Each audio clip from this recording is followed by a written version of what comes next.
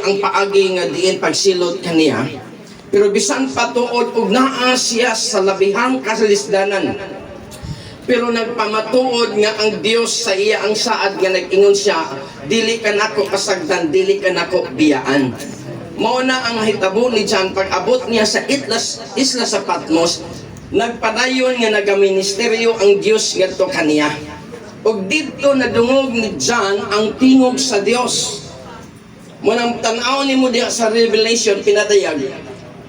Diha gisaysay mga igsoon nga ang Dios nakig-istorya ngadto kang Juan. And then miingon ang Espiritu sa Dios, isulat Juan ang tanan na kung ipakita diha kanimo. So adtong panahon na mga igsoon, usang kapag pamatuod nga ang Dios nakig-uban gayud kaniya tungod kay nadunggan gyud niya mismo ang tingog sa Dios o gisugo siya. Ngayon ang Diyos kaniya, tanan nga akong ipakita nimo, isulat. Muna mga igsoon ang libro sa pinadayag. Mga butang kini nga nakita ni John nga wala pagyud sukad na hitabo sa kalibutan. O ang Revelation o ang pinadayag, libro kini nga nagsaysay sa mga butang kung unsay tua didto sa langit. Dili na kinahanglan nga munaog pa o na ay mga namatay nga gikas lubnganan mo bakod aron mo sulti nato kung unsay tuwa dito. Enough na ang mga butang nga gipakita ni John nga ipasulat sa Ginoo ang mga butang nga tuwa sa langit. Muna kung basa ka sa libro sa pinadayag, gisaysay dito ang atong puy-an sa walay katapusan. Amen. Dito gispakita ni John ang mga butang nga dili nimo makita dinhi sa kalibutan. Muna mga igsoon, ingon siya dinhi sa Revelation chapter 21. So ingon siya diri mga igsoon, then I saw a new heaven and a new earth, for the first heaven and the first earth were gone and there was no more sea.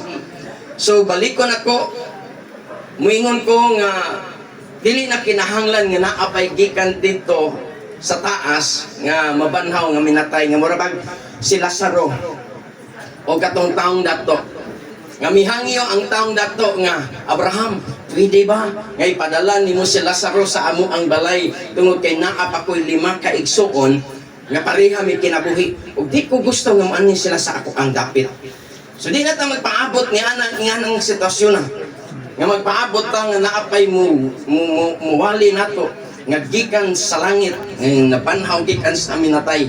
Enough na ang gisulti diha sa Biblia pagpamatuod mga igsoon nga real yun ang tuad dito biyan sa ato ang gitawag nato mga igsoon luyo niining atong makita sa atong mga mata samtang muhangad ta ni anak mga igsoon dinha makita ang daghang mga butang nga gisaysay diha sa Biblia. Ingon sa pinadayag 21, then I saw a new heaven, a new earth. Gipakita niya ang mga butang nga dili makita sa kalibutan. Nakita niya ang bag-ong langit ug ang bag-ong yuta. Gipakita niya mga dapit nga diin wala nay kasakit, wala nay luha, wala nay kagubot, wala nay hospital, wala nay gitawag prisuhan, wala nay droga, wala nay bisyo. Sa dapit nga gipakita ni John mga igsoon, mao to ang dapit nga gingon diha nga lunlon kalipay, wala nay luha nga muagay pa. Ang pangutana karon ini kagabion, kinsa may gitagan-an anang mga nakita. Ako bitaw na malandong ko mga igsoon, kato bitaw kung mubasa ko sa pinadayag, mapisualize na ko ba ang mga butang nga tuwa dito. Pananglitan pa lang, pananglitan lang ha.